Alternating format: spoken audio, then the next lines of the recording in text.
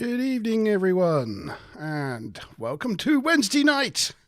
It's 8 o'clock, and it's the TNG review show with me, Monty Ban, and my co-hosts, Mazin McBob and G-Star.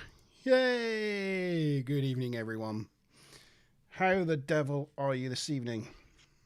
All kinds of good. All kinds of good. Good, oh, and what about yourself, G? You're on mute, G. That's ironic because I just said I'm a bit muted this evening. Yeah, I went in the hot tub about an hour ago and I shouldn't have done it. I feel all kind of like woozy now. Yeah, your body's gone into sleep mode. Right, I'll wake up though. We've got to get that energy going. Yeah, get it going with the episode. So this evening, it's not just the three of us. We have got a special guest star this evening. We've got our favourite viewer, Mickey Early, will be on with us in a bit. He doesn't get home until about 8:05. So, but he will be joining the live stream. So, yes, we look forward to having Mickey on and talking about tonight's show. That's pretty good. Evening, Stu Plum. Evening, Stu. Yeah, anything interesting happen in your guys' weeks this week? Not much. I said I was going to get rid of my piano, and we put it on this afternoon, and it went in about an hour. Somebody's coming to get it tomorrow. Yeah. So that's good. Well done. I just got to buy a new one now. So that's exciting. That's exciting and scary all at the same time. Mm-hmm. Yes. Well, congratulations out there to whoever purchased Mazin McBob's piano. Yeah, that's good. And we got an interesting weekend coming up, haven't we? We do. We're going to try what do you call it? A bottomless brunch. A bottomless brunch on Saturday. I'm really looking forward to that. Means you can't take your bottom with you. You have to leave it at home. You can only wear your top. Yeah. Yeah. Oh, that really will put people off their food. And then we got a Persian restaurant in the evening, and then there's a barbecue at mine on Sunday. So yeah, got a few activities, bit social stuff, which is very exciting. Very exciting. It's good to see things opening up and for social lives to come back. It's it's kind of crazy. It's like getting out of the house. All good things. But yes, that's the weekend. How's your week been? Yes, not too bad. I've been looking forward to tonight and to Friday night to the Monty Zone. So yeah, I'm looking forward to that. Yes, my week has been all about the Monty Zone this week. Yeah, research. I'm just hosting this one. I'm letting you guys filming the G-Star Vault insert for the episode as well, which has ended up being almost 10 minutes long. So all right. It was meant to be like about 3 minutes, but it's like 10 minutes. All right. So cool. that's like 10 minutes of airtime already. Oh yeah, we'll be sorted. Yeah. I'll sit back, have a glass of wine. Won't have to worry about it. Good stuff. And we saw your new intro. G gave us a preview of his new intro to the G-Star Vaults Be cool. podcast, and it's very good. Yes, looking forward to seeing the first episode with the new intro. Yes, very good. New episode should be ready tomorrow. Yes, very good. But this evening, it's Wednesday, so tonight we are reviewing season 2 episode A Matter of Honor, which is a Riker episode.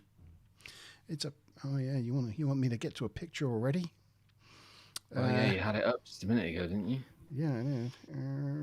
Before we start, though, I got some maybe news. Oh, okay, cool. I don't know if you know. Did you know about the new Star Trek series? Well, the Enterprise one, Strange New Worlds. Yes. Yes. Yeah, with Pike. With Yes. Pike and Spock. Have we talked about that before? Have we? Yeah. If we have. I've blanked it. Oh, right. Off air, not on. Oh, right. Okay. So, yeah. So it looks quite interesting. Is there more details? Well, I thought specifically you would find it particularly interesting because it says it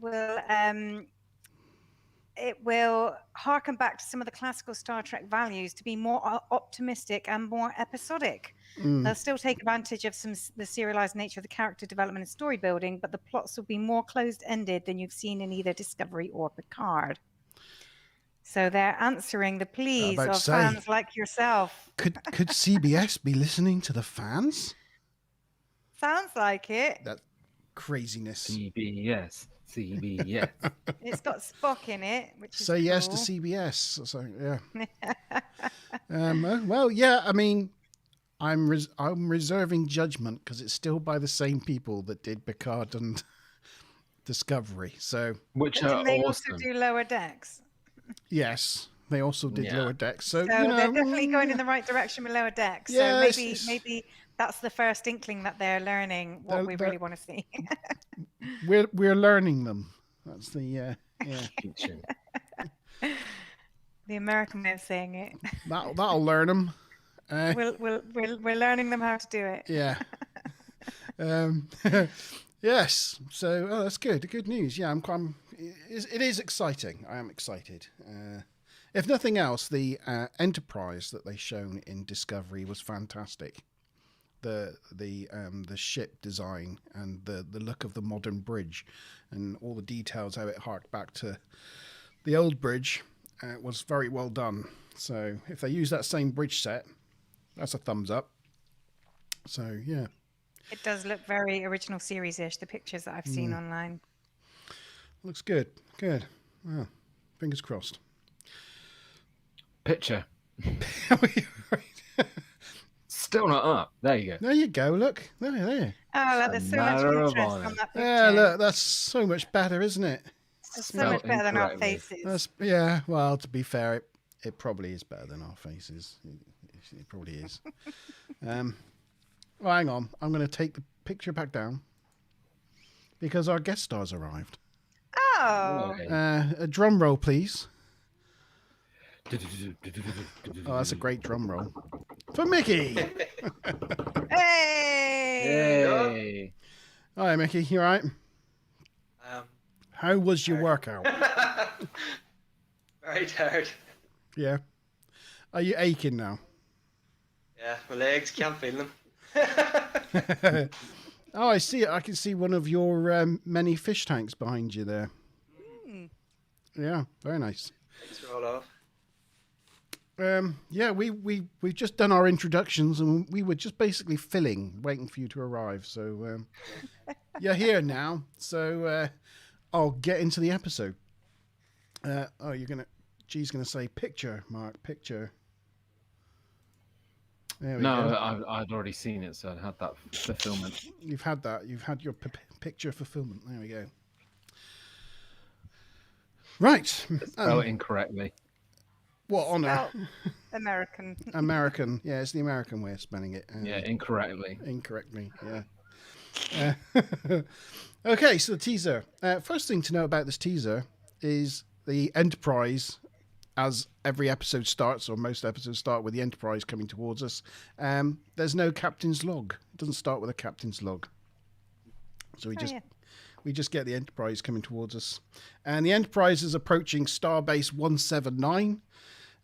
Riker hails the Starbase to obtain their confirmation that they're ready to do a transfer. We don't know what a transfer of, but they're ready to do a transfer. So he grabs Wes and hands the bridge over to Data.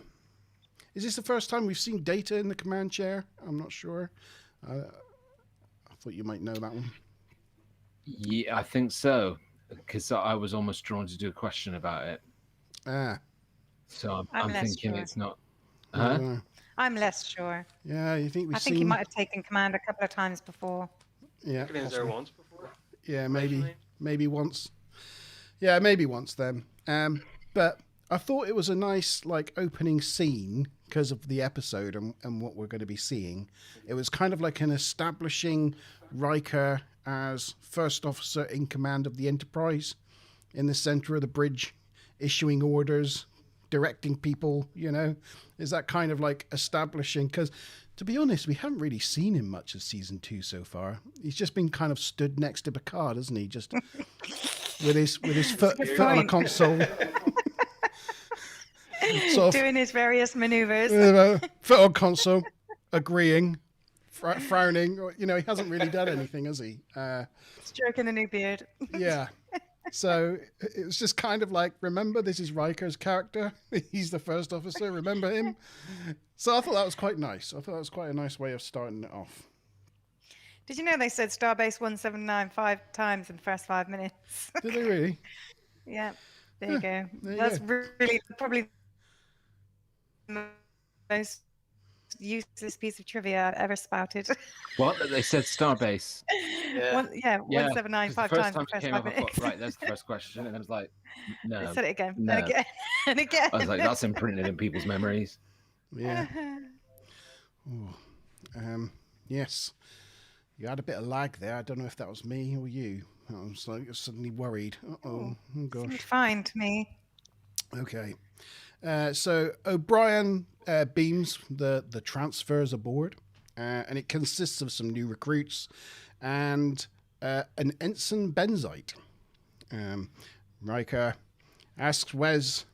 Riker and Wes go and meet them, and Wes mistakes the Benzite for Mordok, who he met, I think, in season 1. Can't remember the name of the episode, where he's going for the academy.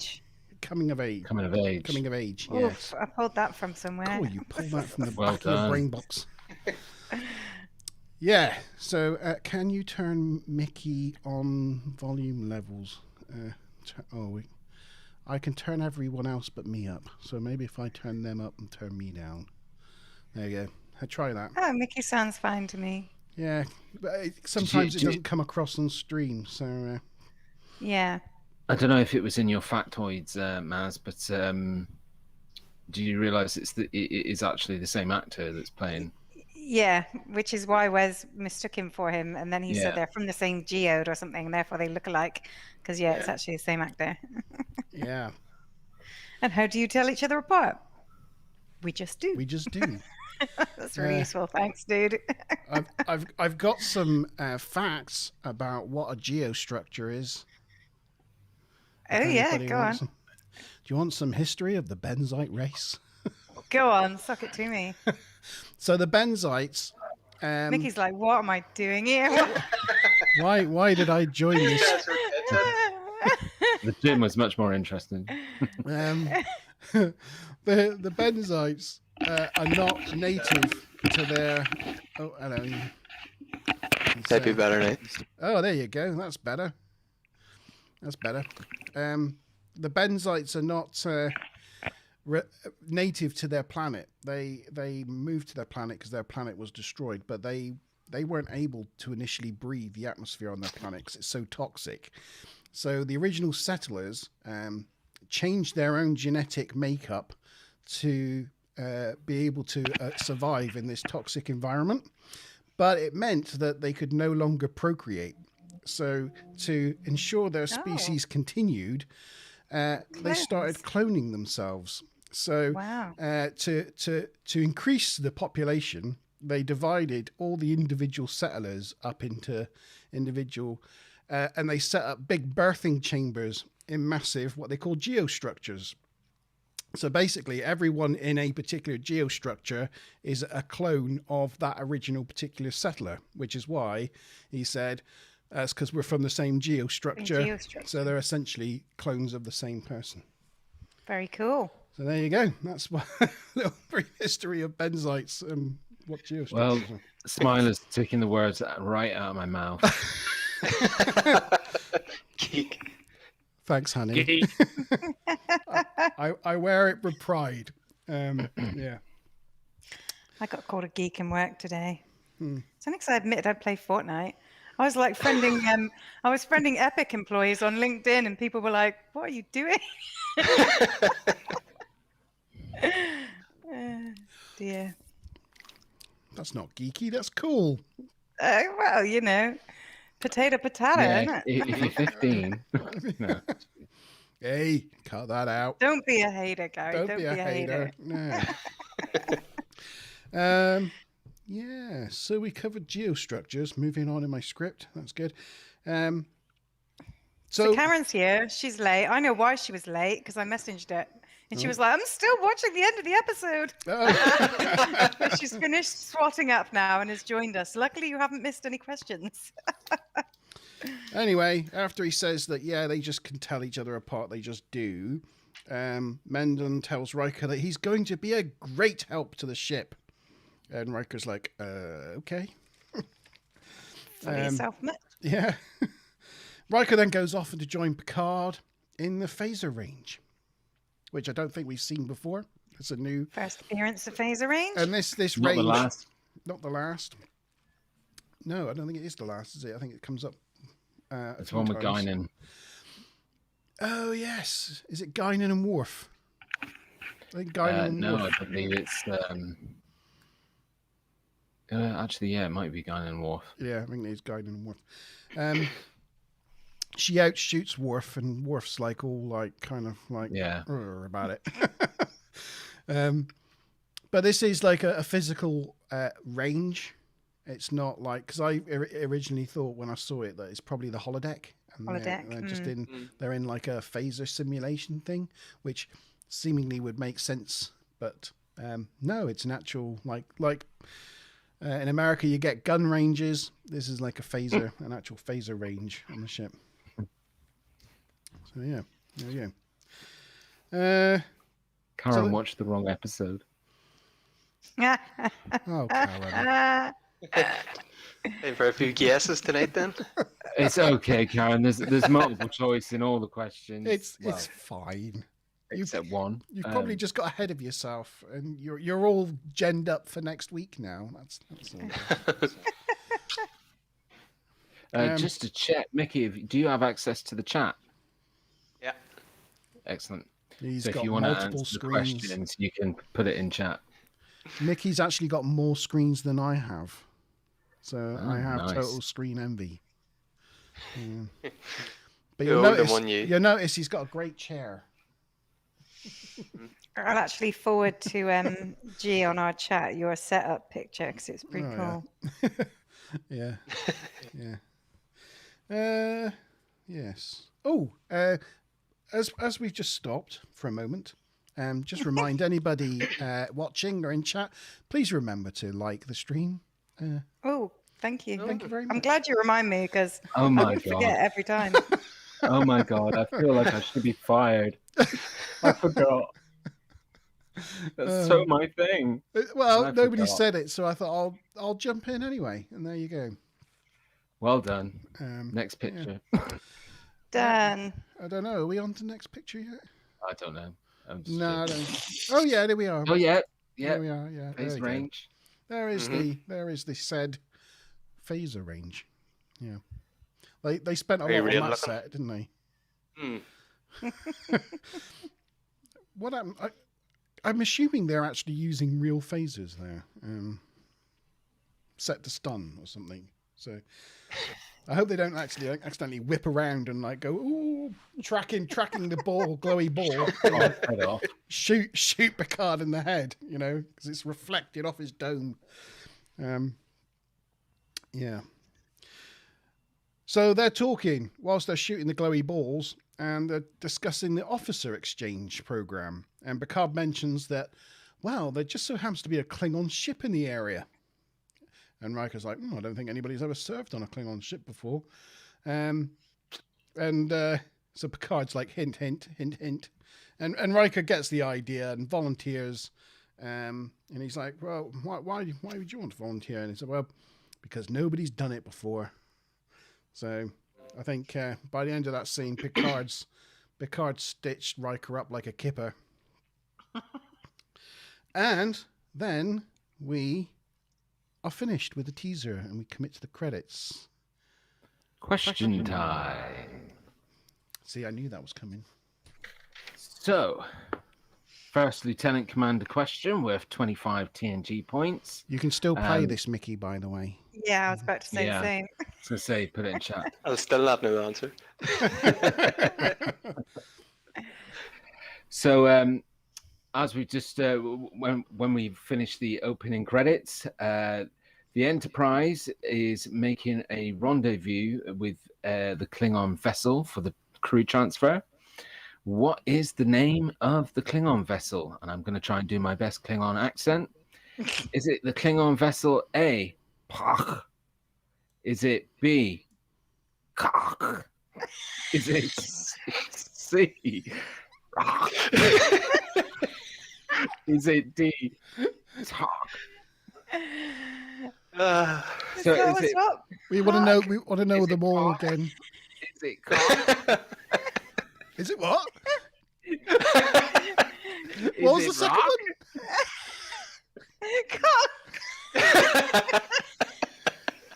No. What? No, Cock. Cock.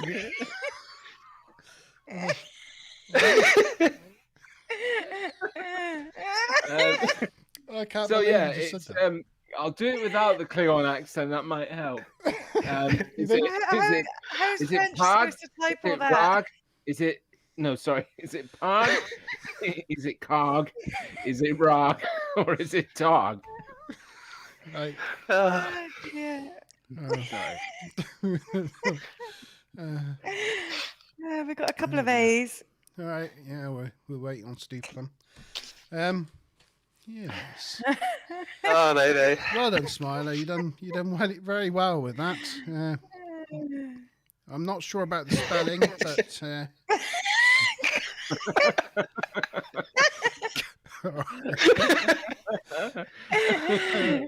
Oh dear. Everybody's gone for A. Everybody's gone for A. What do you guys go for? I have no friggin' idea. I mean, I'd go for A because that's what everybody has said, but you know, part of me wants to go for Klingon Targ. vessel Targ. no, Targ. no. But Targ That's is a like dog. one of their pets. Yeah, but don't you think they'd name a vessel after one? Yeah, but they didn't. I don't know. You don't get like It was said so Starfleet many times. Enterprise. There's the I haven't part. got a pen. I need a pen. I need a pen to mark down my points. Right. So, everybody that put an A in the chat as their answer, everybody is A-OK, and you got 25 TNG points. Well done, everyone. Stuplum says, on vessel Park. Good job you didn't start with an F.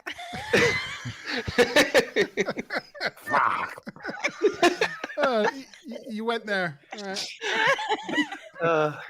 It's just Klingon. It's not It's all swearing. right. It's just Klingon. just It's just Klingon. Klingonese. Okay. So in a walking talk, Worf and Riker learns that one of Riker's duties on board the ship will be to assist the captain into retirement if he feels the captain is weak, unable to do his duties, i.e. assassinate him. And he says that Klingons have been operating this method successfully for centuries, and confirms that many things will be different for him. On the bridge, Mendon, is it? Yeah. Brendan. I think I keep changing his name through this thing because I keep forgetting what he's called. Mendon is taking a look over people's shoulders and generally wandering around the bridge, suggesting how he would improve like basic efficiency with the crew in a kind of pompous manner, which I think probably winds people up. It certainly winds the audience up. And Data just sits there in the command chair, just ignoring him. I'd be like, get on with your work. But Data doesn't give a monkeys. In 10 forward, Riker is engaging in or enjoying a Klingon feast. Do you mind if I say what he eats? Yeah. Well, I don't know if it was I didn't know if this one was going to be a question, but it's Oh gosh, no, it won't be Pythias that Claw, obvious. Please. Heart of Targ, and Gach. And Dr. P joins in. And he offers some to Pulaski, but she doesn't want any of it. She's like, oh no, thank you. And she said, but on the good side, on a separate note, what usually kills us kills them. So it's like, I thought it was a pretty good line from Pulaski. I think that's one of her best lines in the show so far. Yeah, so you're not going to get poisoned no matter how weird their food looks. Yeah, yeah, you should be all right. Yeah, that's quite good. Picard joins them and he offers them to Picard, but Picard equally doesn't want to take part. And then on his way to the transporter to beam over to the ship, Worf gives him a transponder, just in case he gets into trouble. The Pach. So there you go. Do you want to do the answers, G? Didn't he do it Oh, already? did you give out the points already? Did you? Yeah. Yeah. All right. We've Sorry. got three Pach. lieutenant commanders now. Great. That's good news. Well done, everyone. The Pug arrives and Picard tells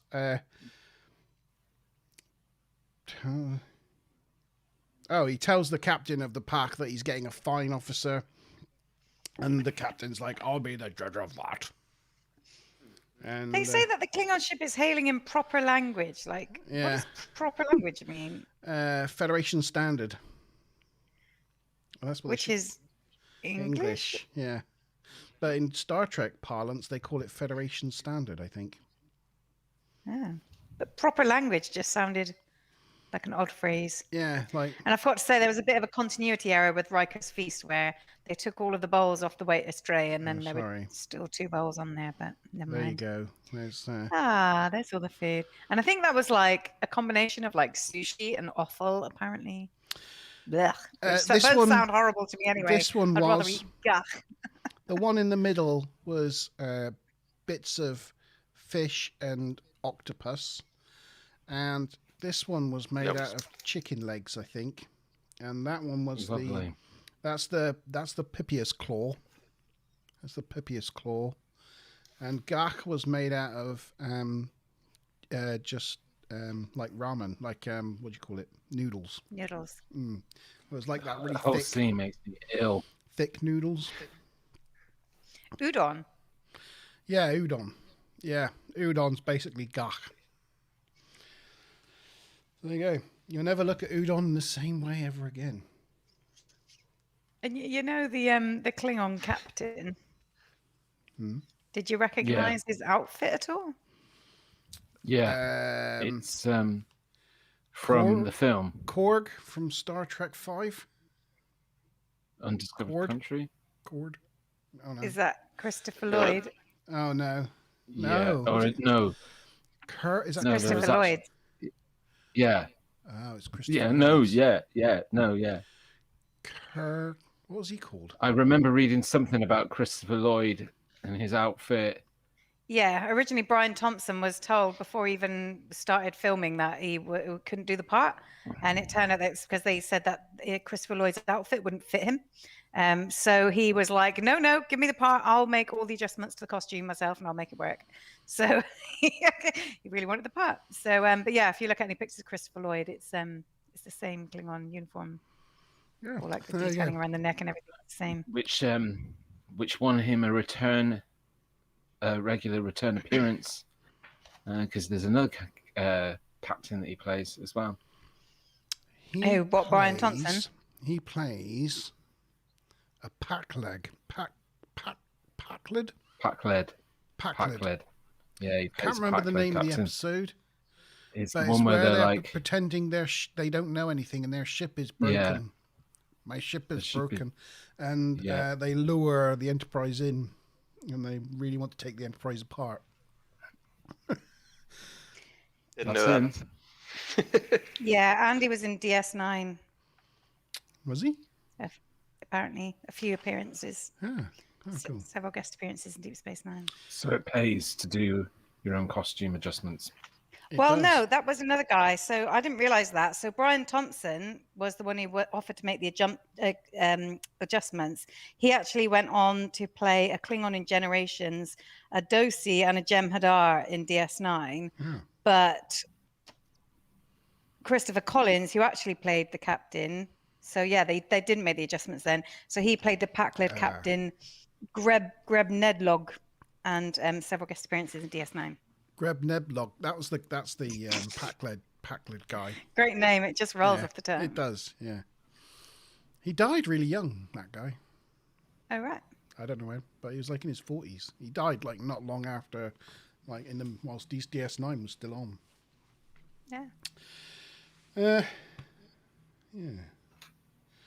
I lost where I was. Sorry, I derailed us with trivia. Well, trivia all the way. Oh yeah, Mendon analyzes something on the whole. He does. He does. And Question time. oh, crap, I didn't even get started. Go on then. So, guys, this is another Lieutenant Commander question worth 25 TNG points.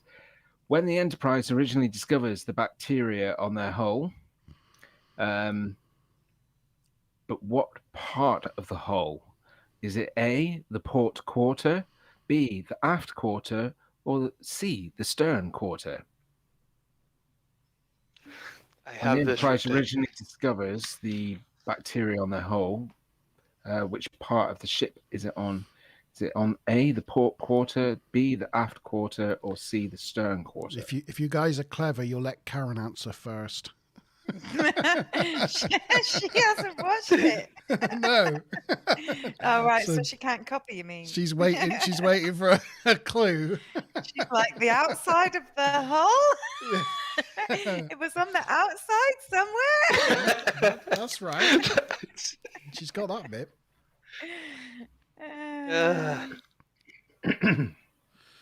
My answer doesn't match any of them, but they did say it in the show. Mickey, before we get going again, so you've overtaken this episode now, and you're sort of what, deep into series 2, or are you tracking episode week by week now? Week by week now, aye. Ah, right. Okay, cool. Yeah, we thought we were going to do that, and you were like, I thought you were like, no, I'm just going to watch them all. But no, that's cool. And it's really great that, I mean, you literally hadn't watched any of it, had you? And just a show here and there, but years ago. Like. New fan now. I know. And you do watch the more recent Star Trek? Oh, yeah. I watched all them. But you've never watched, any DS9 or Voyager or any of that? Nope. No, well, see when you finish TNG, there's a whole bunch more. We're going to turn him into a Star Trek guru. I think all his friends are going to be like, best. "What's happened to you? What has happened to you?" Well, do you realise in episode 3 of season 4, what have they done to our boy? I'm trying to see what answer I'm going to pick here. Yeah. Anyway, while you're thinking about it, and Karen wants to know, Mickey, when are you getting your Star Trek uniform? In the post. That is in the post. Funny. One funny thing is when the Klingon captain disappears off the viewer, Mendon, like, who's still not at his post and standing next to Worf behind the arch, is like, not very hospitable people, are they? Worf like, back to your station. Worf's so funny with like a comment he says later with Mendon as well. That is funny, but I'll say about it later. But yeah, You can impress me. Yeah. Yeah. Some of the quotes are good in that one. So yes, he notices the microbe on the hull of the bird of prey, and doesn't tell anyone. He's just like, ooh, gives it a good deep scan, gives it a good scanning, but that's it. Carries on his investigations, and then O'Brien, down in the transporter room, Riker's about to transport across, where O'Brien tells Riker that wouldn't want to be in your shoes. Yeah, well, yeah, I was afraid. He's like, no. He said, I would be. And then goes, beaming you across. Riker stood there like, what? Uh-oh. Did you see the transporter pad as well? It was like all weird and flexy and spongy, like he was stood on latex. Yeah, it's a not, bit not like so that. good set design. They actually, in the next season, you'll find that it's got some like black reinforcing around it. It's not just white. Yeah. They realise that it gives, as the season goes on, it gets more flexible. So I think They boosted it with some reinforcement. Right, we've got answers there, Cool. G. Yes, we have. So we had a C from Lieutenant Commander Stu Plum and a B from both Lieutenant Commander Karen and Mickey. Okay, so the correct answer was on that kind of questions. It was on the aft quarter, which was B. So if you put B, you've got 25 TNG points. So that's Lieutenant Commander Mickey and Lieutenant Commander Karen have both got 25 TNG points. That means that both of them are on 50 TNG points, and Lieutenant Commander Stu Plum is on 25. And well done, Mr. Early.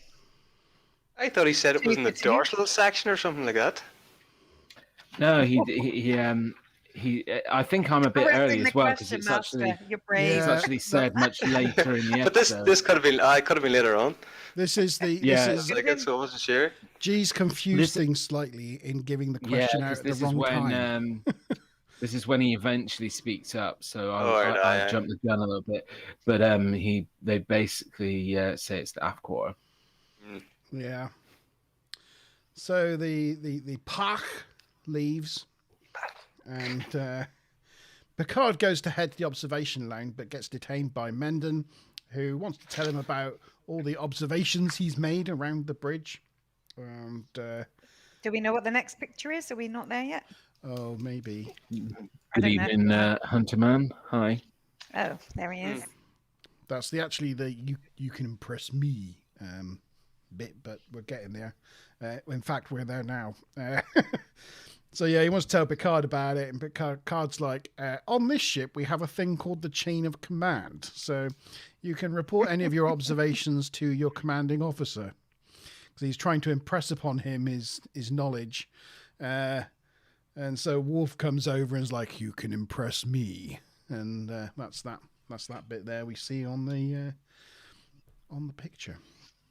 And there was a goof about like the fact that, one's in blue, one's in gold. They're not in the same chain of command, but that makes no difference. I mean, Worf's still a superior officer, so I don't really see how that was down as a goof. I'd consider that an incorrect goof.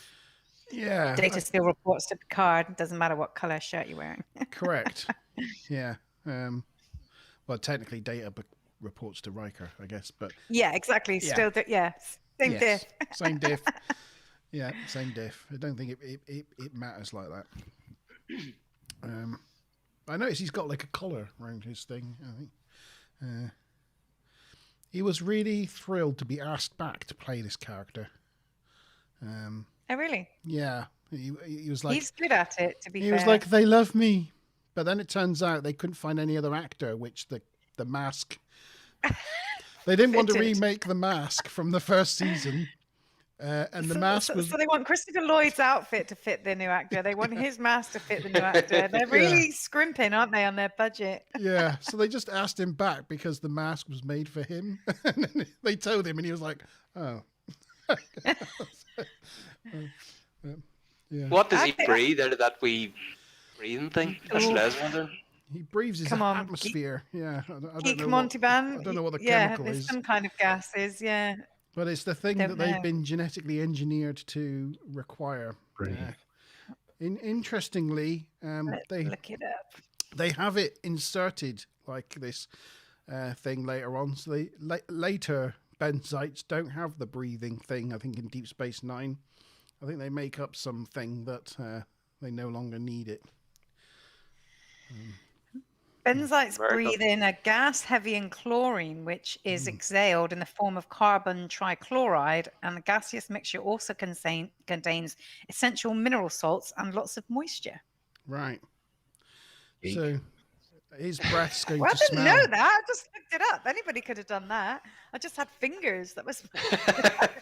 Geeky fingers. You wouldn't want to be sitting, next to him at a meal, would you? Because I Yeah. imagine chlorine and that. Oh, swimming pool. It's not gonna smell great. Yeah. Yeah. So we're back on the path, and Riker's being escorted to the bridge to meet Captain Cardon, and his escort's never seen a human before, so he's all interested. On the bridge, Riker introduces himself as being the first officer of the Enterprise, and the Kargan corrects him. And he says, "No, you're not the first officer of the Enterprise. You're the first officer of the Klingon cruiser, the Pach. Unless you want to defy your orders type thing." And he questions his loyalty. And Riker says that he will obey the captain's orders. But Kargan wants him to take an oath. And Riker's like, "I just did." And he was all forceful. And I thought, yeah, it's good for you, Mr. Riker, on the Klingon ship. Sure, there's probably a picture of it. Oh, God. Jesus. Picture of it. Not. Yeah. Well, Dingy, dirty looking ship. that'll do. We'll leave that one. Yeah. Couldn't afford lights. Couldn't. Yeah. To be honest, Definitely though, with the not look my of top. them, they really don't want to turn the lights on, do they? Because then it means like actually looking at each other. That's what I thought. Compared to the Enterprise, compared to the ship, it's just like Yeah, night and completely day. different. Yeah, Yeah. Electronics here, no electronics. yeah. Back on the Enterprise, though, Worf's finally picked up something on the hull, on the aft section, and Data says it's a microbe that doubles itself every 15 minutes. And then Mendham finally pipes up and says that he noticed it on the Pug when he performed a deep scan. And Picard's like, "And whom did you inform?" He's like, "Nobody, I'm still working on my analysis." So then Picard has to give him a bit of an overview of Starfleet protocols and the fact that if you find something out of the ordinary, you need to inform a commanding officer straight away. And he gives him a bit of a chewing out.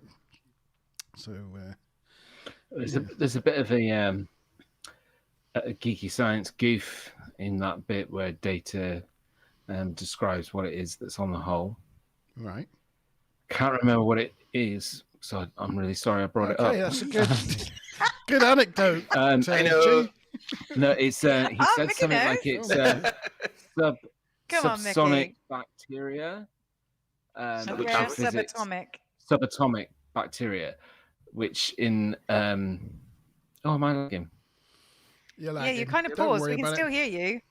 We can That's still hear weird. you, but your picture's paused. Yeah, so it doesn't exist in physics. Subatomic bacteria. No, I guess Yeah. bacteria is a fixed size, isn't it, really? Is that what you're going to say, Mickey? Was subatomic. Yeah. I don't want to read out the rest in case No. there's a question. Yeah. I'm gonna stop my camera 'cause I'm gonna deal with Yeah. this. Okay. And before we move on, sorry, also, when Riker first came on the ship, there were subtitles. Whoop, G's gone. He'll be back in he's a just sec. resetting his camera.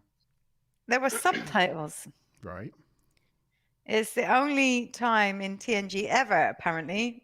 Again, we'll see if the trivia gods are right. That subtitles are used.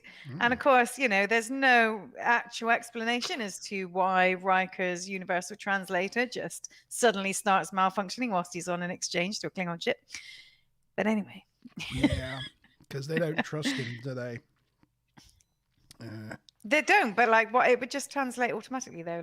So why wouldn't his universal translator work? I don't know. Because he meets his second officer. What's he called? He's in the picture there. Is it Clag? Lag. Yeah, On Yeah. point, Mickey. Clag. Clag was dead on, I thought. Nice Klingon. Good Klingon. He is a nice guy, and defends Riker actually pretty good guy, good instincts. Yeah.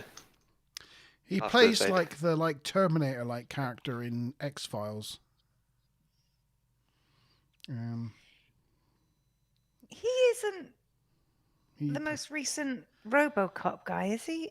no, probably not. No, I don't think so. No, probably not. Good evening, Hunter I Man do RJ. recognise him Sorry, from I stuff. forgot to say hello to you. Didn't see you there in chat. Tomorrow night, I'll be live streaming Fortnite tomorrow. So, yeah, please come on and join us then. I I did ask Hunter if he was a TNG fan and said no. I'm saying No. it could be he, she, they, who knows. And then I said, well, neither was Mickey, but now he's guest starring on the show. Yes, but Fortnite live streaming on Thursday. Yeah, Thursday is the Fortnite live stream night. But anyway, thanks for coming on and giving us some views and putting some comments in chat. Much appreciated. Thank you very much. Yeah.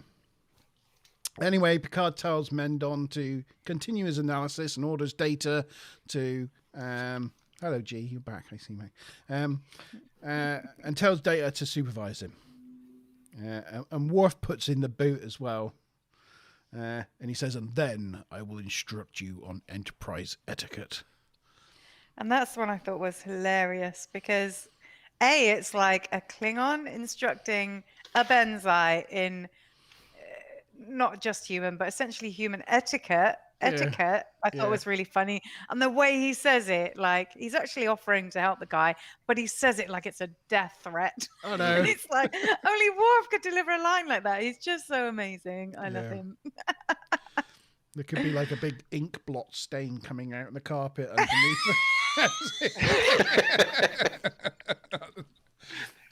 Oh dear. Is that how Benzai's show fear? I don't know. I just imagined. Swear my brain went. Okay. Yeah. Gee, it looks like your angle and your lighting is different. You look all different. It's I'm coming through a different camera. My phone is overheated. Oh, crikey. My camera. Right. So I'm just trying to see what's going on there. Computer says Cool. no. Yeah, phone says no. But I'm here for now. This might happen to Mickey in a bit, so, you know. Never know. I'm afraid to touch it in case it falls. On the park, Riker is enjoying a meal with the crew, and now we can see him all chowing down. And he proves to them he's done his research, but he's surprised when Gach is brought out and it's still alive. Because apparently you eat Gach. Gach is best served living. So there you go. He starts pronouncing it right from this scene onwards, because I think there was a goof about the fact that when they were in 1040, pronounced it incorrectly. Gach. Yeah, he called it Gach. Gach. Yeah, Well, he he's not to know, is he? He's just learning these things. He's getting it down. I won't say anything about G-Star's pronunciation of things. Pronunciation of what? Just things. Many things. many things. I don't know. She's Say being mean, G. Neanderthal? She's being mean. Neanderthal. It's only because I said it first. No, it's not. I'm tricking myself now. Oh dear. Yes. So Clag tells him that if he finds the food too difficult, maybe one of the females will breastfeed him. And they all start laughing because it turns out they've got a sense of humor. One of the females... They like a bit of bants. It's good, isn't it? You know, we all like a bit of bants. Yeah. One of the females tells him that, well, he's not very attractive, but she will have him. And he's like, gulp. But it turns out they're curious as to how well he would endure them. But Riker gets one joke back and is like, one or both? And they all start laughing because they've all got sense of humor. They're all having a good time. And like Riker's holding his own in a bunch of Klingons. So they're surprised that he's got a sense of humor, and he's equally surprised that they've got a sense of humor because, you know, all his experience of Klingons is Worf, and Worf is famous for not having a sense of humor. and Worf pretty much carries that all the way through to Deep Space Nine, doesn't he? He doesn't have much of a sense of humor. Yeah, he gets worse though. He Like kinda towards gets the end, worse. he really, really gets grumpy. But He does not see the yeah. funny side of things. So much so that the entire crew live on Deep Space Nine, and he lives on the Defiant. Yeah. That's how social Yeah. media is. I'll Yeah, live by myself so on the sad. Defiant.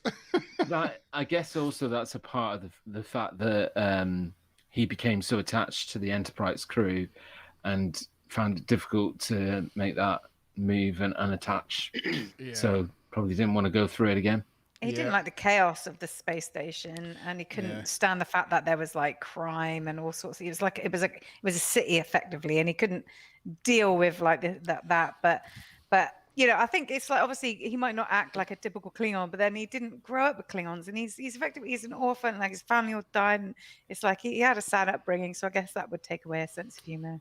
Yeah, he kind of applies the passion that Klingons put into Klingon things into being a Starfleet officer. Yeah, Through and through, very earnestly. So you know that he sticks with a sticks singular to mind. that. Yeah. Thanks, Smiler, for Bitty. Yeah, thank you. Oh no!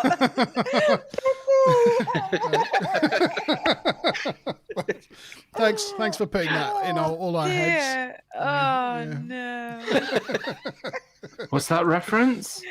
Little Britain. Yeah. Oh, yeah. Oh god. Bitty. Okay. Don't do no. it. No. Yes. So Breastfeed. What? the conversation That's comes humour. round to how they're very much alike. They both have mothers and fathers, and they look like them, and blah blah blah. And Clyde confesses that his father was captured by Romulans, and he was not allowed to die, and they released him, and now he's on the Klingon homeworld, waiting to die, fading away from some natural cause. So Clag is dishonoured by this and will not speak to him. And Riker doesn't understand. He's like, but he's your father. You should. He's like, nope, we'll not see him. That actor in the picture there playing the Klingons, quite a repeatable guest star on Star Trek and also X-Files. Yeah, I mentioned that when your camera was off. Yeah. Yeah. Never mind. But yeah, no, only because I've been watching. But he also X-Files plays a recently. Jen Madar as well, I believe, later on. Yes, I think he does. Yeah. And I also think it's rich for Riker to say to that guy about not talking to your dad. Say. Because he doesn't talk to his dad either. Spoilers for Mickey, but yeah, it turns out that Riker has massive problems with his dad and is also estranged and won't talk to him at all. Yet he's trying to school this Klingon in doing so, even though it's baked into their culture not to do so. You know, so it's a little bit hypocritical. Yeah. And also, one of the Klingons, that Klingon, the guy that we're talking about in this scene, he says something as well that is a bit of a goof, or considered a bit of a goof. Mm. He basically says that for a Klingon, work is more important than family. Mm. Their duty is more important than family, when actually, you know, throughout the rest of TNG, they quite establish that with the Klingon culture that everything's about family, and it's about what family you're from, and you know, Family honor, I think, yeah. It's But considered a bit of a if goof. the family is dishonored, I guess that's a bit of an issue, but yeah. Yeah, family honor. Yeah. I think Karen's wanting a question. Getting impatient. Yeah, Well, if it gets up to the part of the episode where the question relates, then I'll throw it out. Okay. Sorry, let's speed up. I'll move on. On the Enterprise, Data and Mordor have concluded. No, Mordor. Mendon. Have concluded that. Mordor. That's like Lord of the Rings. Yeah, Lord of the I Rings. can't remember what he was called. I've corrected the other things I've said in my head. Malachi. Mendon have concluded that the pack has more edible alloys in its hull, so it's more susceptible to the microbes. So it's even greater. So Picard orders the Enterprise to signal them and go find them. On the pack, Kargan asks Riker what he makes of a hole in their ship. Riker thinks maybe it's a meteorite. Question time. Ooh. Bud you. Crikey. Sorry. So, when the Klingon vessel discovers the bacteria on its hull, Riker is asked his opinion, what he thinks it is. Which one is not a suggestion that he offers? A, so that you're looking for the one that's not what he said. A, meteor. B, corrosion. Or C, collision. Is it A, meteor, B, corrosion, or C, collision? So you got a 50-50 One of those chance he here. didn't offer it as a suggestion. 33.3% chance. Karen's so excited to have a question. It's only a 50-50, but I guess that's good I'm for her. so She's excited to hear guessing. your answer, Karen. Hurry up. Where's all the answers?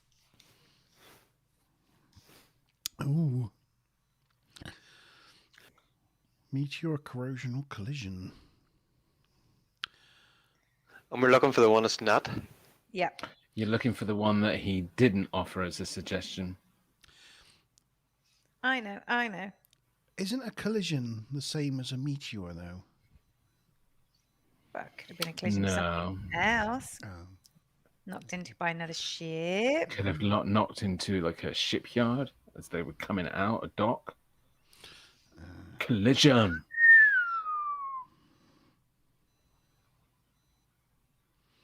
Oh, all the answers are in. We've gone BCB. Interesting. BCB. I think it's B because isn't that what it is? No. No. He suggests No. corrosion. Yeah, Yes. he Is so correct. Riker Sorry. suggested meteor, possibly. He basically starts off by saying it's definitely not a collision. And he says, I think it might be possibly a meteor or corrosion. So the answer that we were looking for was C. So the person that got it right was Commander Stu Plum now. Commander Steve Plum. Well done, Commander Steve Plum. And that changes all the points around. It does. Wasn't he behind before? He was indeed. So, given a score runner, we have Lieutenant Commander Karen on 50 points, Lieutenant Commander Mickey on 50 points, and Commander Duplum on 75 TNG points. Yay! You gutted, Mickey. Are you Two like more to- questions to go. totes One more gutted? Commander Not yet, question not yet. and the Captain question. There's still time. There's plenty of time. Still time, aye. Yeah. So he's like, is it a meteorite? Is it blah, blah, blah? Picture? And Kargon tells him, oh, yeah, there's probably pictures to be had here. Oh, no. That's in a minute. We'll leave that up there, then. And Kargon tells him that if they don't do something about it in 8 hours, they'll have lost too much of their skin to remain intact. So they can't know. They want to know why. So they want to know why the Enterprise conducted an intense scan of their area. And of course, Riker doesn't know. He doesn't know why. So Kargan orders them to cloak and set course for the Enterprise. And he intends to destroy it. Well, good luck. I would have said that, there's no chance a bird of prey going up against the Enterprise would stand a chance. Bear in mind, the birds of prey have been around for like 150 years. But in generations, it does exactly that. So, what do I know? So Act 4. Here you go, Wesley. Wesley leaves the helm and goes to cheer up Mendon. Mendon feels that he's let everyone down. But Wes tells him that everyone makes mistakes. And Picard and the crew understand that, so not to worry. He also reminds him that he can take the lessons he's learnt back with him, back to his own command. And that realization seems to cheer Mendon up. And he's like, I will. It was a hell of a pep talk, wasn't it? Because Mendon went from being like really quite gutted and devastated immediately back to being unbearably arrogant within, a few seconds. Yes. I'm going to work the hardest ever. Yeah. You'll see. And I'm going to do better than ever, and it's going to be amazing. Yeah. Okay. And Wesley's kind of left standing there in the little alcovey bit in the bridge, thinking to himself, "There's no helping this guy. Why did I bother?" Yeah, it's quite funny. On the Pach, the hole is getting worse, and Well Kargan. pronounced. That's good, isn't it?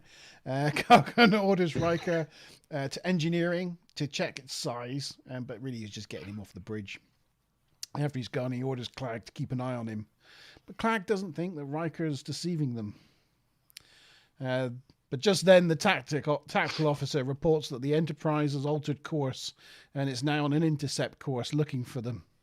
And so in Kargan's mind, that confirms it. And he orders the ship to go to battle alert and arm photon torpedoes. So that's bad.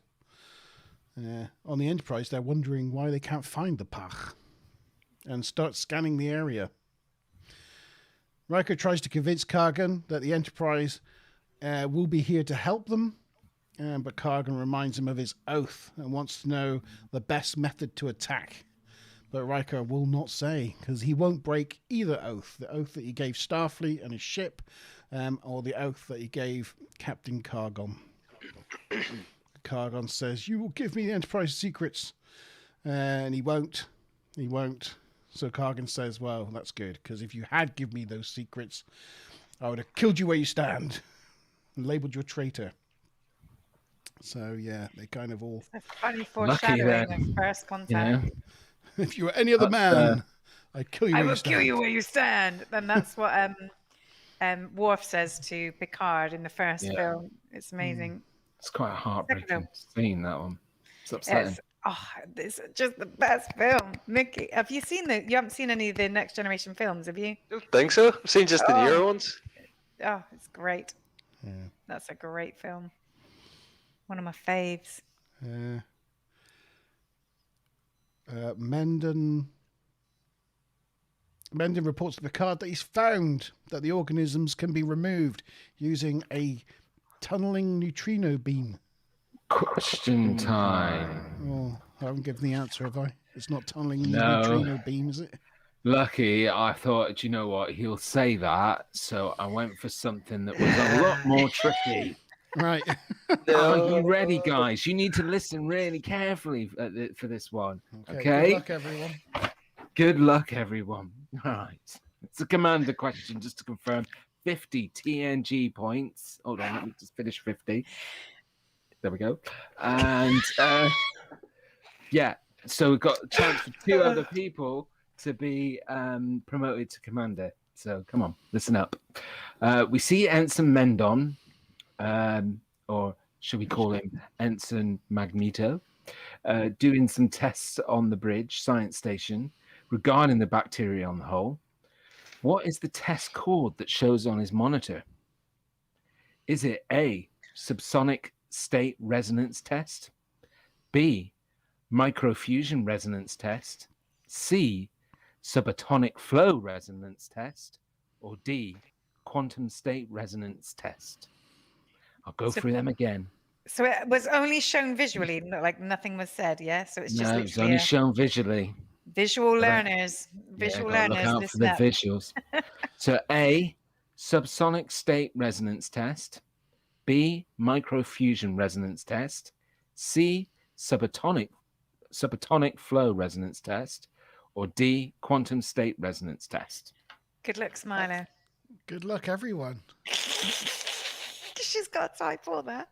Well, I'm really sure I wrote these down because I stopped it on the screen. Did you? Oh. Yep. Oh my God. I just have to find it in my notes. Mickey, you See- take it to a whole. You stopped things on the screen last episode as well. You Mm. said you rewound things and wrote down real details. But wow, you just you're taking it to next level. That is dude. next level. He knows my mind, you I see. have no clue.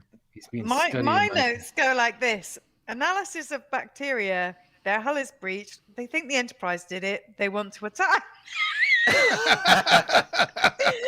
That's the level of detail my Okay. notes go into. Let's see how Smiler's Well interpreted done, this. Smiler. A, subatomic state resonance test. B, microfusion resonance test. C, subatomic flow resonance test. And D, quantum state resonance test. And Hunterman's making a play for Commander. I Wow. thought he was going to leave us, but Who no, knows? he's staying with us. Oh, he's going. He's answering the questions. Coming in, we're just waiting on Mickey's answer. I can't find it. Right, let's pick one. Go on. If you can't find What it, rings a bell? yeah. I have literally zero. Yeah, well, I'm really idea. sorry, Smiler, but there's only 3 parts of a ship: stern, aft, and port. So I couldn't come up with another one. Yeah, well, Mickey did. What did you say it was? Like the dorsal section. Dorsal or something? Definitely that Magellan or Magnon or Yeah. Mendon. you said it, yeah. Magdalon. Isn't that like a type of dinosaur? No, that's a megalodon. Megalodon. Oh, so just to round up on answers, we've got an A from Lieutenant Commander Mickey. We've got a C from Ensign Hunterman, and we've got a C from Lieutenant Commander Karen, and a B from Commander Stu Plum. No promotion. Sorry, everybody got it wrong.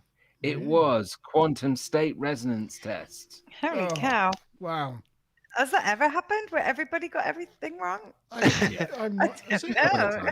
it must have done. It must have done. That must have happened before. No, but better next. There's one more question coming up, and it's the captain question. A So 100 easy. pointer. It's an easy one again. It's going to be the quickest on the buzzer is going to get it. it's all to play for. It's all to play for. Yeah. So yes. Riker tries to convince Cargon that the Enterprise will be here to help. Oh, did I say that already? Oh, yeah. If you're any man, I can withstand. I've said all that already. Mandem. Oh, yeah, I've said that as well. So the organisms can be removed by tunneling neutrino beam. That's where I got to. That's where you were. Worf adds that info to the hail so that the Klingon ship knows. The pack receives the new information, but the Klingons still don't believe any of it. Act 5. Due to the lack of debris, Data surmises that the pack is cloaked. So Picard orders red alert and shields up. On the pack, Riker says that the Enterprise has raised its shields because the Klingons are a bit jumpy about that. They're like, see, they're being aggressive. And he's like, no, it's standard practice going into unknown situation. So Cargon, in response, readies both phasers and torpedoes. I don't know if that means anything to you, Goof Girl. No. Okay, just me. It's just me being a geek then, is it? It's just me being a geek. Probably. I feel like I've really dropped the ball. The I'm Klingons ashamed. have disruptors on their ships. Yes, that's a good point. They don't have phasers. The Federation ships have phasers. The Klingon ships have disruptors. So a Klingon. I know they have disruptor pistols. I guess I didn't realize that applies to the warbird or the. Yeah, it's the same the with ships the as well. the ships have phasers and the people carry phasers. The Federation laser weapons are phasers and the Klingon laser weapons are disruptors. Disruptors. Disruptor cannons. So. Did not come up in my research. Sorry. The Cargon readies the phasers and torpedoes simultaneously for a double barrage. The Riker recommends waiting to fire until at least 40,000 kilometers. And they're like, why? And he's like, to cut response times. So Kargon tells Riker that he will be the one to give the order to shoot on his own ship. And Riker's like, fine, but I question your judgment in this. The reason for attacking is not justified. Then Riker casually pulls out a transponder from his boot and presses the button on top of it. And Kargon's like, is that a weapon? And Riker's like, no, he just hands it over. Casually, like. And so then Kargon's just stood there with it in his hand. He doesn't do anything with it. It's just like quite an odd... This is the only bit of the whole episode that I find is a bit strange, really. It played out in this exact fashion. On the Enterprise, they get the signal that the transponder's been activated. So they want to beam Riker back. But they need to get within 40,000 kilometers before it's active, if they're in range. So they wait, they get to 40,000 kilometers, they activate it, and are surprised when they beam the Klingon captain onto their bridge.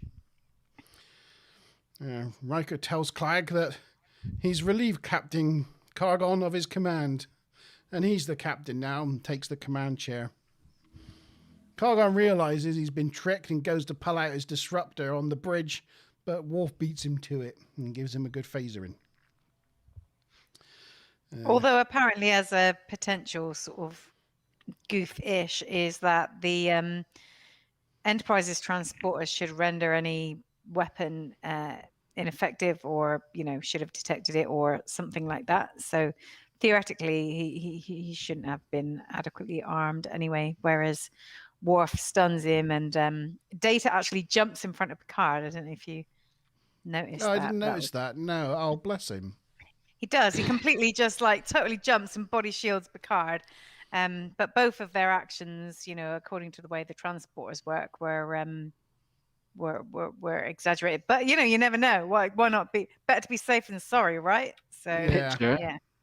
Oh, sorry. Oh God, there's probably been a bunch of Oh, here we go. There's the Oh phaser. no, look, there we What are are. we missing? Straight Oh, there. Look. perfect. Look, he's jumped in front of him. Oh, Look, look, bless him. he literally body shields him very perfectly because he's an android and he's perfect at doing stuff like that.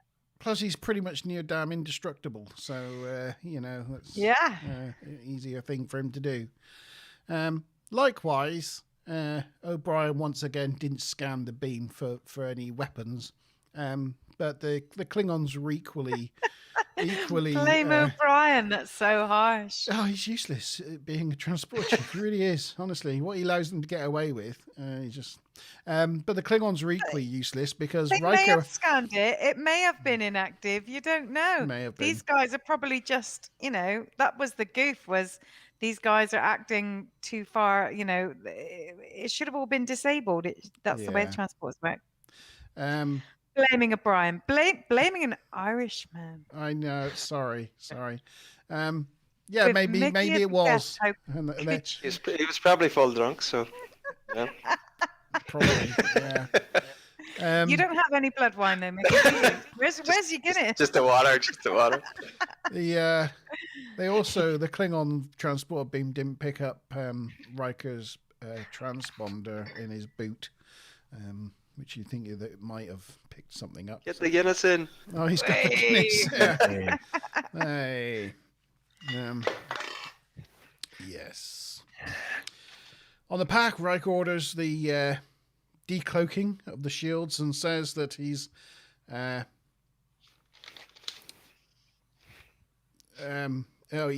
says decloak, and they're like, but we're gonna die. Like, well, if I'm wrong, we'll all die together in glorious battle.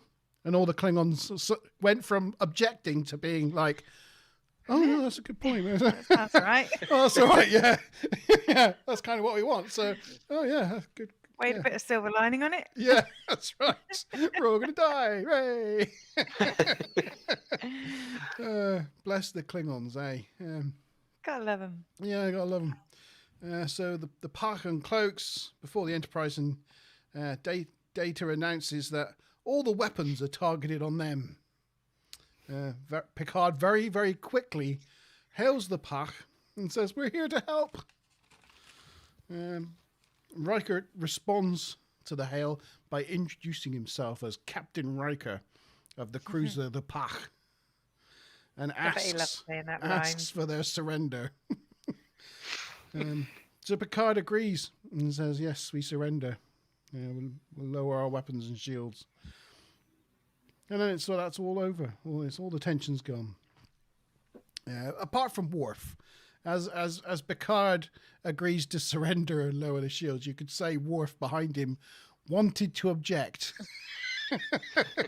I don't surrender on the Klingon. Yeah, by every fibre of his being, he wanted to object, but he couldn't say anything about it. So he's just like lower the shields. So that's quite funny.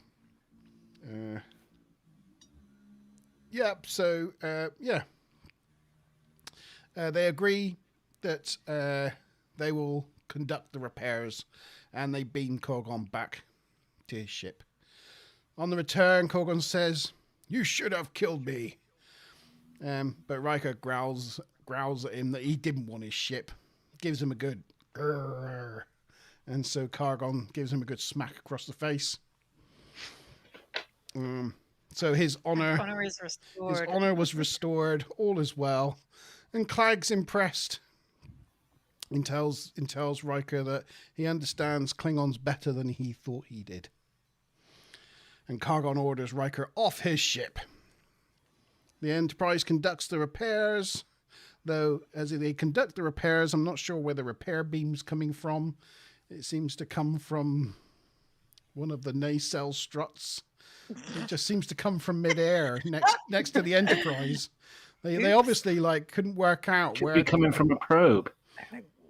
it just comes from the middle side of the Enterprise I guess somewhere. it could actually. It could have been. Yeah. This is 24th century technology. Who knows? You can just tell it's one of those things where they're like, we don't know where this beam should come from. Just make it come from the side. Why didn't they just there. put a shuttle there? Do you know what I mean? Yeah. That would have made sense. So, yes. The Enterprise conducts the repairs. Worf and Picard meet Riker in the transporter room, and Riker says that it must have been one of the shortest assignments on Starfleet. Oh no, we didn't see this one. This is him taking the gun off of Korgon and just making sure he's still with us. He was just dazed. And there's Riker. Well, they put all the photos in the end of the last few minutes of the episode, didn't they? Yeah, there's Riker asking for their surrender as captain of the Klingon ship. Oh, and that is the last. And there's Queen. Yeah, that's the last photo. Anyway, we'll leave that one there. Riker says that it must have been the shortest assignment in Starfleet history, and Picard says, actually, it was the longest. It was nearly the longest. It was nearly the longest. That assignment nearly lasted you the rest of your life because you nearly died. Is that what it meant? I wasn't sure. Yeah. Just wondering that, I was thinking maybe they just missed off on a Klingon ship. No. He said it was almost the longest. Yeah. But Riker's learned a lot from his experience, like when not to duck. And thanks Worf. He thanks Worf for the transponder and tells Worf that he's from a unique and honourable people. And that's it. That's the end of the episode. Well Done Monty. and dusted. Yeah, Mickey Smiler likes a good old Guinness as well. About to say that she is her favorite drink basically. Yeah. So yeah, big fan. We go out to a pub and I get a glass of wine and a pint of Guinness, and they automatically give me the pint of Guinness and Vicky the glass of wine, and then I have to sort of quietly swap them round without looking at Wally. Question time. Oh yes, I forgot about the final question. Captain question. It's the captain question. It's the big Who's going to one. get that all-important promotion to captain, and who's going to get the 100 TNG points? Need you to let me know in chat that you... Huh? Like I said, I could see the pressure on Mickey's face. So let you me know don't. Let me know in chat if you're ready. because this is really going to be quickest on the buzzer. Who can type the fastest and get it into chat? Maz and Monty, you can join in as well if you want. And Mickey, don't forget to use the chat to give your answer. So here is the captain question. Are you ready? No strange Klingon pronunciations on this one. Here we go. In the phaser range at the beginning of the episode, what are the two colors on the platform where Picard and Riker are standing? Of course it didn't type. In the phaser range at the beginning of the episode, what are the two colors on the platform that Picard and Riker are standing on? Is it working? What did type? Yep. Twice. Got in there twice. Roro's there, says 42. 42. Which Well, is basically it's the answer basically to life, right. the universe, and Yeah. us, and everything. I love your answer, Roro. Great. Yeah, very good. If in doubt, put 42. Karen said red and yellow. That's exactly what I would have said. But Monty and Mickey say blue and Wow, yellow. we actually got to So does see it. Stephen. I didn't realize there'd be a picture of it, but there was a picture of it, so we got to see There it was a earlier picture, on. actually, yeah. Yeah, There we bring go, it blue up. and yellow. So the quickest, getting the captain promotion again. Oh, the boy does it. 100 TNG points. It's our special guest, Captain Mickey Only Irving. fair. Mickey! Hey, thank you. So to do the points roundup, we had Captain Mickey on 150 TNG points, Commander Stu Plum on 75 TNG points, and Commander Karen on 50 TNG points. Well done, all. As always, thank you for your participation. Always good fun. Very good. Yeah. And well done, Monty. You got the right answer as well, but I could see you snipping through the pictures. I Saw you. I didn't look at the picture, but yeah, I mistakenly added the and bit. If I didn't have the and had to type that out, You I reckon might you have, got it? I might have got in there a little quicker. But yeah, well done, Mickey. Good job, and good job to you. And thank you for your answer, Roro, of 42. That's very That's funny. excellent, and reminds us all of Hitchhiker's Guide, which is amazing. Everybody loves to be reminded of that. Yeah. Just got to have those sci-fi references all over the place where possible. Yeah. Little Easter eggs. So I would say, start giving Mickey, us- your involvement tonight and your again trumping the table. So I feel like I want to put you not just as like a fan, but almost in a super fan status. Especially with your support on the Fortnite streams, the Monty Zone. I mean, it's crazy. You are probably potentially our first actual super fan. Well, I actually watched this one twice. That was the first time, so Wow. seemed to work. It's a good episode, though. I can understand. Did you watch it twice because you wanted to get more possible answers, or was it because you enjoyed the episode? Just the answers. I watched it once, just watching it, and then the second time watched it, just basically listening to it.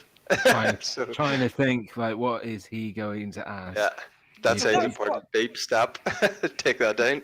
Yeah. Well, that's what Monty Band does. Is he watches it once just to enjoy it, and then he watches it a second time to take the notes down. But Yeah, I'm really, I mean, I know, like Mickey, you've been interjecting as we go, but I think for me, the value of having you on the show is like you're seeing this stuff for the first time, and I don't want to put you on the spot, but like. I don't know, like in terms of character development or things like that, like how are you finding sort of watching this as effectively as a novice? I think that introspection is like really interesting to capture. Like from season 1 to now is so much different. It was so amateur back in season 1, and that sort of carried on. It seems a lot more professional. And then you're finding your wee favourite characters in it too. Who's your favorite character? At the moment, probably Worf.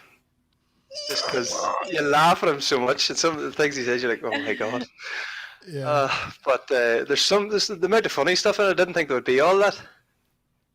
Thought it would Yeah, just Well, be if you the watch the comedy. recent Star Trek stuff, then you wouldn't expect that. There was a lot more humor before, and a lot more. It was a feel good thing. Star Trek has been a feel good thing for like 30 years, and then recently the series are all like really dark. So yeah, we want to get back to that feel good, which is what I was saying at the top of the show before you joined. They're actually starting a new series, which is based on, you know, sort of just before Kirk's time in the original series. But CBS has said they're going back to the optimistic, episodic, you know, more like this kind of stuff. That us diehard fans like. Maybe some of the newer Star Trek fans, the younger fans might not like so much, but for us older fans, they're listening to the fact that, you know, the darker stuff just doesn't capture that feel good factor and the fun and the humor that we love so much. I think as well, when you have like an episodic nature of a program and it has that sort of feel good feeling, when something dark happens to the crew, or they do have like a 2 or 3 episode long arc where there's a war or something, you know, really bad happens, it feels impactful and it feels like you're on that journey. Where when it just, the whole season's like that and the whole storyline's like that, it kind of loses its impact, you know. You're just like, what depressing thing's going to happen this week? That's what kind of you know, that's started sneaking in for me with Deep Space Nine. You know, Deep Space Nine was very war orientated. You know, there was always a major enemy to be worried about. Yeah, so I think that's where it kind of sort of started growing. Yeah, I think probably for me, it was like it was an in-betweeny thing. yeah. I think like they still had an episodic nature, but there was like an underlying arc, which I appreciate. I think that's good writing. But it's not like one episode literally carries on from the next, carries on from the next, carries on from the next. It could be a 6-hour film. Yeah. Which is what the new series seem to be like. Whereas, you know, I think with DS9, they had the aspect of the arc, the ongoing arc, which is what Babylon 5 actually does, and I love it for. You know, but you still have episode to episode the individual stories as well. So and still that feel good factor as well, which is great. I guess my take on it is that, you know, entertainment, like so many other things within the arts, has trends, and I think there's a returning trend now for you know, standalone episodic stuff a lot more. You know, I think, and going back to what you were saying, Monty, about you know, more optimistic or positive, I think these Generation Z are more into that kind of positive thinking than wanting all the grim, you know, because the world is quite grim at the moment with everything that's been going on in the last 18 months. People want escapism. They don't want their fantasy being bombarded with more dark matter. So yeah, I think there's a trend emerging, and yeah, it's going to start flipping around again, I think. Yeah, I was about to say the same thing. Like, don't want to say the P word, but you know, people at the moment want a message of hope, you know, and you know, we've all gotten in the last sort of 10 years into things like, you know, sort of The Walking Dead and all that kind of stuff, and we love all that kind of, you know, moody, cool, dramatic, whatever, chaotic sort of stuff. It's great, but people also want a message of hope, and that's what Star Trek used to give, and that's what Star Trek in the last few years definitely does not give. And I think it's a learning curve for the writers. You know, I think some of the writers are quite young, and I think they've bitten off went with a new trend. But they were looking at things like you know, like Walking Dead, thinking, oh yeah, let's do something dark, let's do something like that. But that shit's Trek. hard, you know, getting that right over the entire season. It's difficult, you know, where doing the small stories each week's a lot easier. And it's like, start off with that and then build on it, you know, and then build it, and then you can build in the big arcs as you get used to running the show, you know. You're running before you can.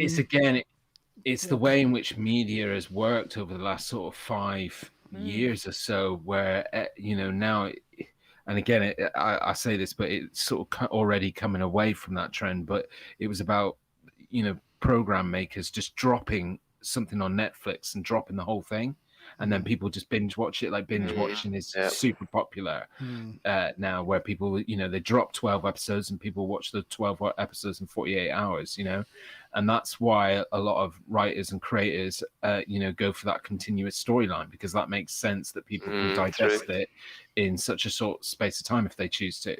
But you know, there's now an emerging trend on platforms like Netflix and Amazon for, you know, real quality programs to now be dropping one episode a week. Yeah, it makes sense. It makes sense because eventually, if people want to binge it, they can save it up and binge it. Exactly. But it's you're missing out on the water cooler talk over a long period of time. If you've got a 12 episode program, you got 12 I haven't weeks. even seen Line of Duty, but I've heard so much about it. Oh, everybody talks about it, don't they? About it. Yeah, and they'll be talking about it for 12 weeks, where if you drop the whole of Line of Duty at once in 1 week, people will talk about it that week. And that's it. It's gone. It's gone. Yep. It's yesterday's news after that, you know. So if you want brand recognition and you want your thing to be around, you got to pan it out. I mean, it was the same with the stuff Disney's done with like The Mandalorian and, you know, with like, you know, WandaVision. I mean, so many people I know are like 6 p.m. on a Friday, we're just going to sit down and watch WandaVision. Like that's family time, you know, and it's like people get excited about that stuff, whether it's you know, sort of streaming or whatever, but people do still schedule it, even if you haven't got it on a schedule. People will schedule it in for like family time and make it a part of their lives. Game of Thrones wouldn't have had its as much of the hype that it had if they kept dropping the season in 1 week and everybody watched it in a week. True. It just wouldn't have been the same thing, you know. Yeah, true. I mean, at least that's one thing that Discovery got right, because they didn't drop it all in one go. It was same with Picard, they didn't either. It was one, you know, it's week by week. So at least they got that part of it right. But yeah, I think you can expect to see more of it in the future, I think. Yeah. Right, I'm just going to bring up the score sheet. Mickey gets the score, obviously, but I don't know if it counts to the average. Right, chat, if you want to put your score in the chat. For this episode. Oh, and I got to give Mickey another point. He's taken the lead now. There we go. It's not up on the screen. No, I'm doing it. I'm doing it. All right. Okay. I don't know. I had an idea as well for something. I was desperately looking for a pen earlier to remind myself, but fortunately, I've thought about it. You know, this program is an evolution, right? Mm-hmm. I reckon. So, Mickey, you probably don't know much Klingon, do you? I think I've heard wee bits over the years, but not a chance of remembering them. You know what gach is now, though, don't you? Oh, right? Do you know what kaplach means? No. So it's a very, very common Klingon term, and it's used sometimes on greeting, sometimes on parting, often as a toast, kaplach, or when people go into battle. It's a very generic term, and it basically means success. So whether you're greeting somebody or leaving somebody or toasting or going into battle, kaplach is like a very common Klingon term. And I think so. Monty has, you know, being the geek, he has had over time teach yourself Klingon tapes and things like that. He knows a bit of Klingon. I think we should do a Klingon word of the week. It's there on my shelf. That's my Klingon should we not do a Klingon word of the week? I think that'd be a great idea. We could do, yeah. Yeah, I'm up for that. And mine for this week is kapla. Lovely. Right. Yes, everyone in chat, kapla to you. Kapla. And get your scores in chat. What are we giving this week's episode? This is like where I get really close to the screen and squint a while. Oh, sorry. Here we go. And everything else. No, you can't make it bigger. I'm just looking. Can you make it bigger, please? Yeah. Hang. So I gave Elementary 8. Where's the view option then? Oof, difficult. Difficult. There you go. Is that better? Is that working out better for you? Yeah, can you see that? Yes, that's great. Thank you. Yeah. So Don't wear my glasses on this feed. I do when I was on the chat monkey scores, zone. scores chat. There aren't any scores in chat. Chat doesn't care. Mickey hasn't got a paddle, but he's going to have to. Mickey doesn't have a paddle, so Mickey, you write you'll on a have bit to of go paper? with That's sort scores of. in That's sort of. chat. So yeah, you can tell us your score first if you want. Mickey. Out of 10. Oh, here we go. Is it 7? 7. 7. You Len Craig'd it. Are we ready, guys? 3, Oh, you probably 2, never seen 1. Strictly Come Dancing. Woo! Yeah, 9! I've gone big. 9 from the monkey. I've gone 9, big. really? Wow. I enjoyed That's today's big. episode. I Yeah. really did too, to be fair. I think it's one of the best episodes in season 2. I applaud you, Monty. So I've gone all in. I like it. I like it. Matter of honor. So that would be an average of 8 between 3 of us then. So what was 7, it? 8, 9. He was 9, absent though 8, for this 7. episode. Troy. Troy and who Yes. else? And also LaForge. The Forge. Yeah, Geordie was Correct. there, was he? Did you realise that this is the first time that he was absent? No, it didn't come up in the trivia actually. Yeah. Well, was? Well, on one not of the the trivia sites. I read. Yeah, on one of the sites that I read, it said that it's first episode TNG where he was absent. Yeah, Steve true. Barton. Well, there you Troy's go. been absent in about 4 episodes. Yeah. But yeah, first one for him for sure. Well, the writers were kind of couldn't think of what to do with her, could they, really? And I think they've had that problem with Geordie to a certain extent this season.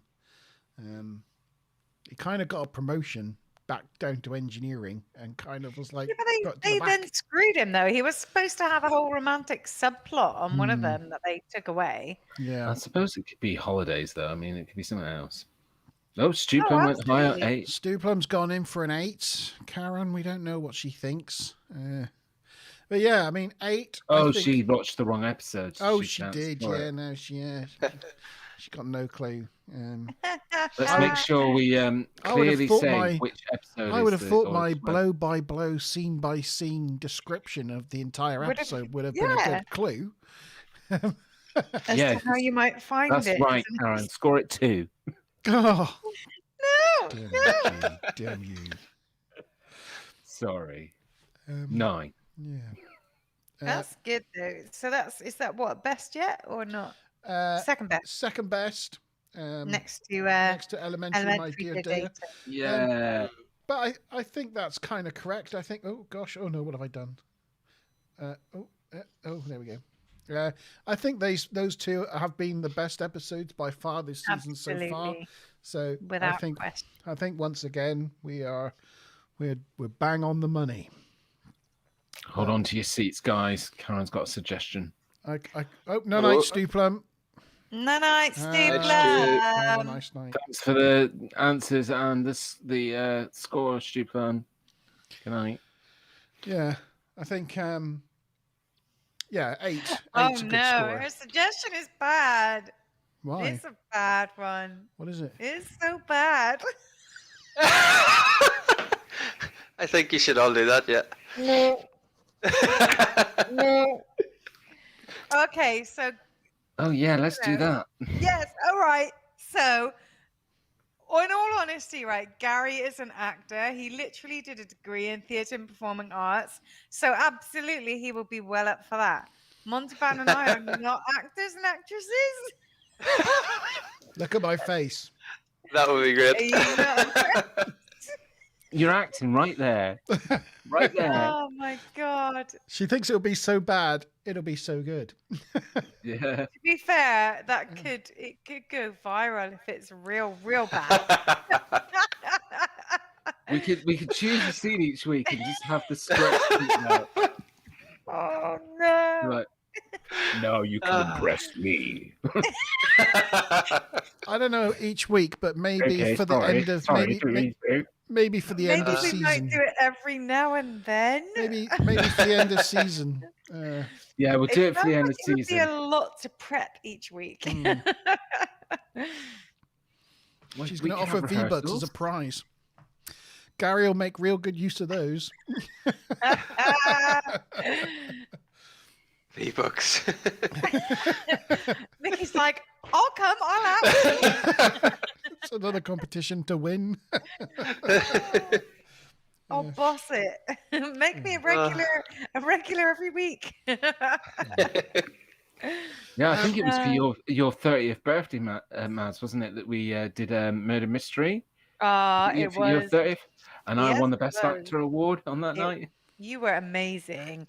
He was like this, Don Corleone kind of gangster. He had like the, what was it, like a violin case with a machine gun in it, and I mean, you were just amazing. And he got this Oscar awarded at the end of the night for being like the best actor.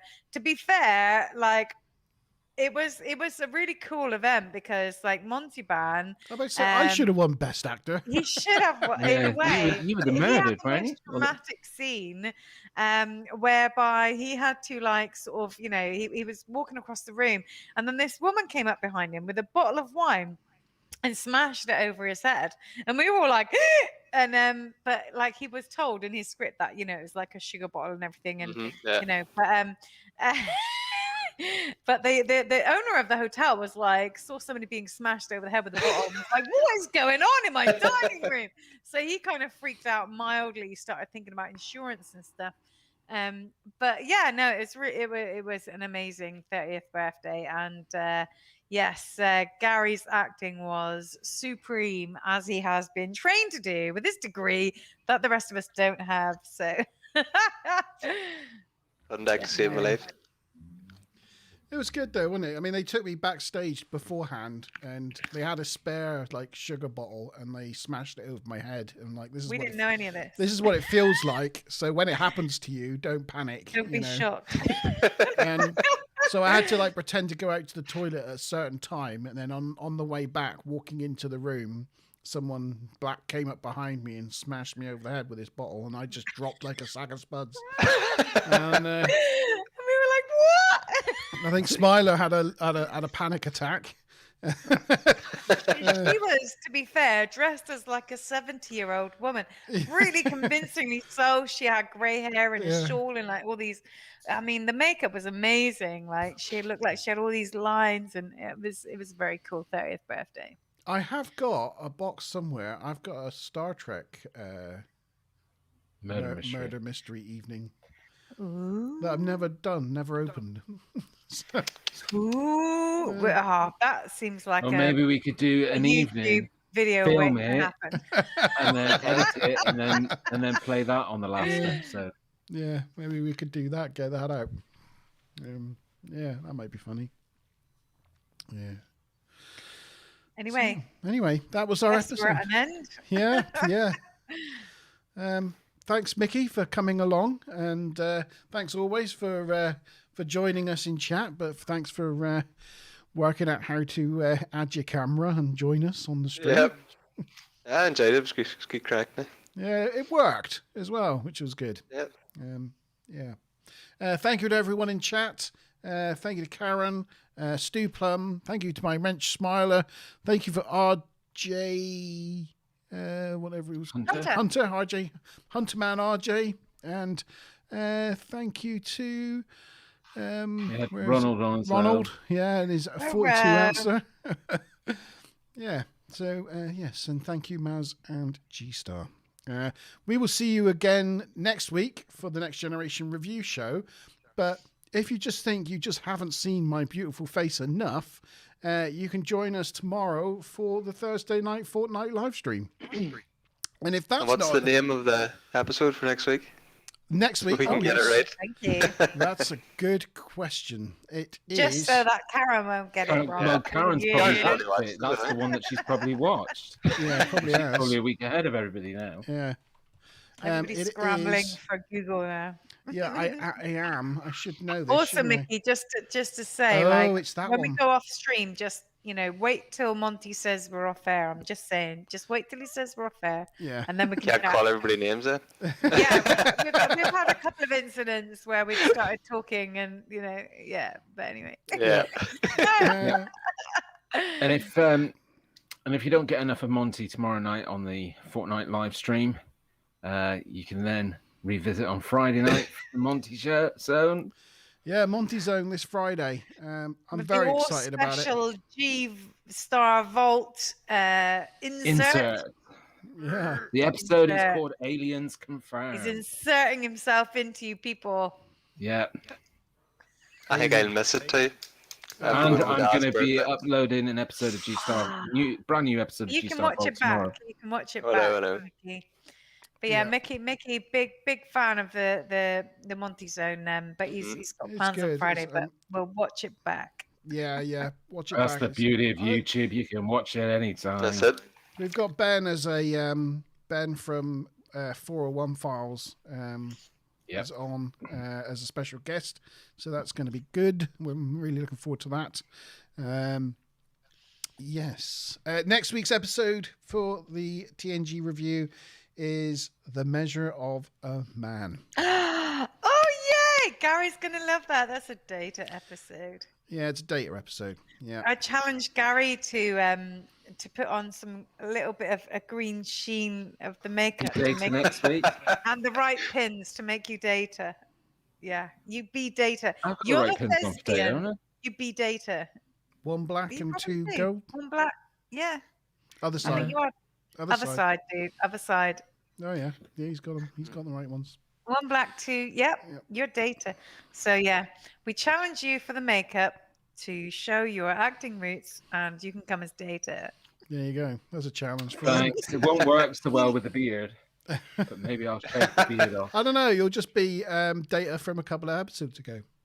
Mm-hmm. Oh, maybe you'll shave the beard off. Oh my god!